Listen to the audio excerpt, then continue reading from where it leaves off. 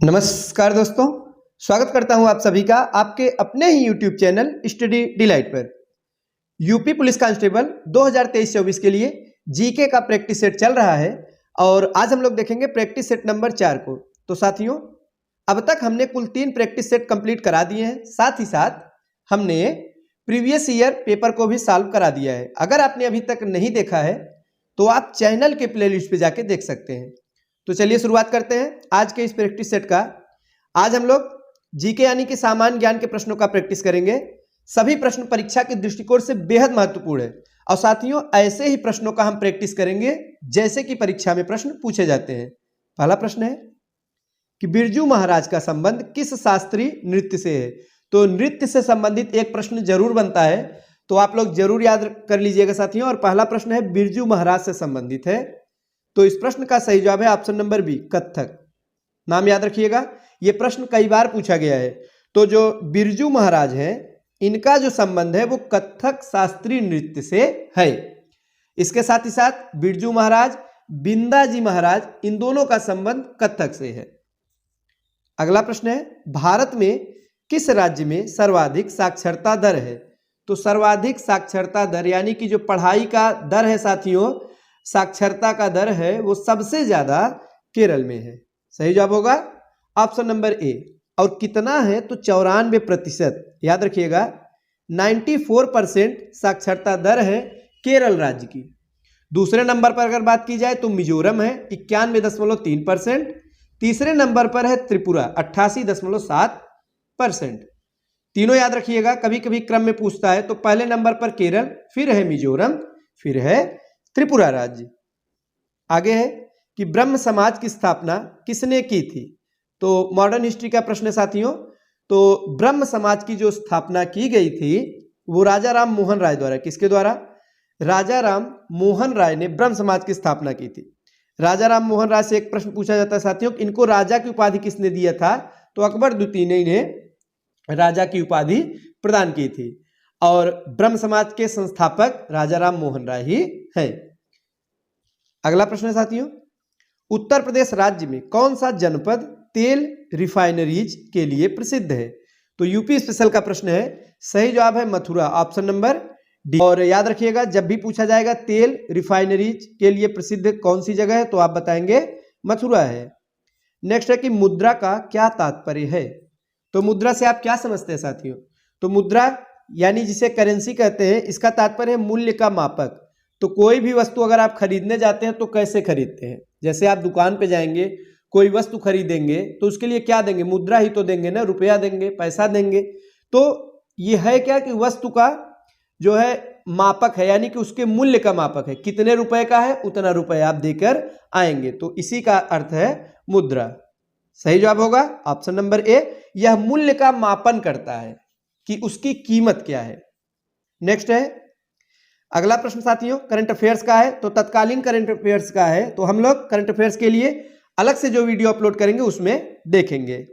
आइए देखते हैं नेक्स्ट, किस मुगल शासक के आदेश पर सिखों के 5वें गुरु अर्जुन देव को मार दिया गया था। महत्वपूर्ण प्रश्न है। तो जो सिखों के 5वें गुरु थे उनका नाम था अर्जुन देव। और उस समय मुगल शासक कौन था जिसके आदेश पर इन्हें मार दिया गया था साथियों। तो सही जवाब होगा ऑप्शन नंबर डी, यानी कि जहांगीर। कौन था? तो जहांगीर के द्वारा उन आदेश पर इन्हें मार दिया गया था। सिखों के 5वें गुरु थे साथियों अर्जुन देव, और खुसरो की ये सहायता किए थे, इसी के आरोप में इन्हें मृत्युदंड दिया गया था। आगे भारत में राष्ट्रीय खेल दिवस कब मनाया जाता है। तो आप लोग बताइए कब मनाया जाता है साथियों। तो जो राष्ट्रीय खेल दिवस है यह प्रत्येक वर्ष 29 अगस्त को मनाते हैं। सही जवाब होगा ऑप्शन नंबर ए। जो दिवस से संबंधित एक प्रश्न पूछेगा जरूर साथियों। तो हम कई बार आप लोगों को कह चुके हैं, लगभग सभी प्रैक्टिस सेट में बताते हैं, जो स्टैटिक जीके है इसे जरूर याद करते चलिए। यहाँ से नंबर आपके फिक्स है। दिवस है, मुद्रा है, देश की राजधानी है, नृत्य है, तो इसे धीरे धीरे करके पार्ट वाइज आप लोग पूरा याद कर लीजिएगा। आगे है सर्वाधिक प्राचीन पुराण कौन सा है। तो पुराण यानी जो भारतीय धर्म ग्रंथ है साथियों, हिंदू धर्म ग्रंथ है, पुराण है। पुराण का शाब्दिक अर्थ होता है पुराना। तो कुल 18 पुराण के बारे में जानकारी मिलती है। 18 पुराण है। हमें बताना कि सबसे प्राचीन यानी पुराना कौन सा है, तो मत्स्य पुराण है। कौन सा है साथियों? जो मत्स्य पुराण है वो सबसे पुराना पुराण है। ऑप्शन नंबर ए इस प्रश्न का सही जवाब है। आगे है कि सारे जहां से अच्छा हिंदुस्तान हमारा के रचयिता कौन थे? तो सारे जहां से अच्छा हिंदुस्तान हमारा, इसके जो रचयिता थे साथियों वे थे मोहम्मद इकबाल। नाम याद रखिएगा, मोहम्मद इकबाल इसके रचयिता थे। अगला प्रश्न कि कौन सा युग्म इसमें से सही नहीं है? तो हमें बताना है कौन सा इसमें से गलत है। तो स्थापत्य कला संबंधित प्रश्न है और उसका स्थल कि कहां पर क्या स्थित है, और इन चारों में से एक गलत है। पहला है बड़ा इमाम बाड़ा, लखनऊ दिया है, बिल्कुल सही है। आप लखनऊ जाइएगा तो वहां पे आप देखेंगे छोटा इमाम बाड़ा, बड़ा इमाम बाड़ा, दोनों आपको देखने को मिलेगा साथियों। दूसरा है निशात बाग, जम्मू कश्मीर, यह भी सही है। तीसरा है फिरोज शाह कोटला, कहां पे है? दिल्ली में है। चौथा है हुमायूं का मकबरा दिया गया इलाहाबाद, तो ये गलत है। हुमायूं का मकबरा भी दिल्ली में ही स्थित है। कहां पे स्थित है? दिल्ली में, हाजी बेगम द्वारा बनवाया गया। तो इलाहाबाद जो दिया गया यही गलत है। ऑप्शन नंबर डी इस प्रश्न का सही जवाब होगा। आइए देखते हैं अगला प्रश्न। नेक्स्ट है साथियों कि चंद्रप्रभा मृगवन भारत के किस राज्य में स्थित है? महत्वपूर्ण प्रश्न है। तो जो चंद्रप्रभा मृगवन है या कहीं कहीं चंद्रप्रभा अभ्यारण्य दिया रहेगा, तो यह कहां पे स्थित है? तो यह उत्तर प्रदेश में स्थित है। उत्तर प्रदेश में स्थित है। उत्तर प्रदेश में कहां स्थित है? चंदौली जिला, एक वाराणसी के जस्ट बगल साथियों पड़ोसी जिला है चंदौली। चंदौली जिले में ही स्थित है चंद्रप्रभा। च से चंद्रप्रभा, च से चंदौली। कहां पे? उत्तर प्रदेश में। आगे कि अर्जुन पुरस्कार किस क्षेत्र से संबंधित है?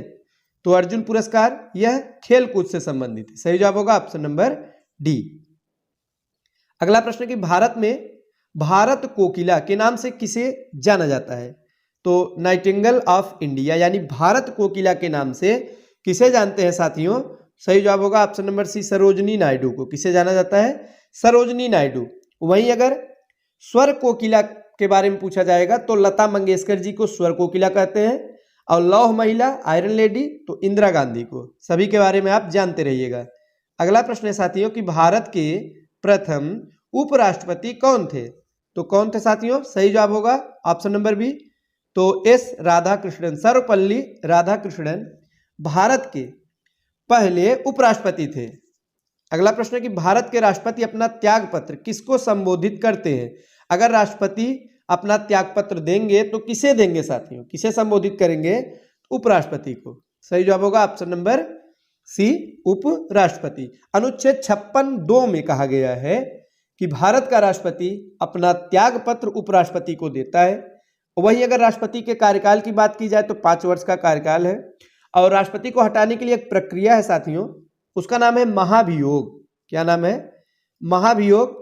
तो यह किस अनुच्छेद में है? यहां से भी प्रश्न पूछता है, आप लोग याद रखिएगा 61 में। अनुच्छेद 61 है जो 61 है, इसी में महाभियोग के बारे में वर्णित है। अगला प्रश्न कि हैजा रोग से शरीर का कौन सा अंग प्रभावित होता है? तो कौन सा अंग प्रभावित होता है? आंत होता है। याद रखिएगा, वाइब्रियो कॉलेरी एक जीवाणु है जिससे हैजा रोग होता है और आंत इससे प्रभावित होता है। नेक्स्ट है कि मलेरिया की जो दवा है कुनैन किस वृक्ष से प्राप्त की जाती है? तो सिनकोना से। याद रखिएगा, जो मलेरिया की दवा कुनैन है, यह सिनकोना एक नाम का पेड़ है, वृक्ष है, तो इसी से प्राप्त की जाती है। आगे भारत का सिलिकॉन वैली कहाँ पे स्थित है? तो जो सिलिकॉन वैली है बेंगलुरु में स्थित है। कहाँ साथियों? जो बेंगलुरु है, बेंगलुरु को भारत का सिलिकॉन वैली कहा जाता है। क्यों कहा जाता है? क्योंकि यहाँ पर सर्वाधिक आईटी कंपनियां हैं, इसीलिए साथियों इसे सिलिकॉन वैली कहते हैं। गोबर गैस में मुख्यतः कौन सी गैस होती है?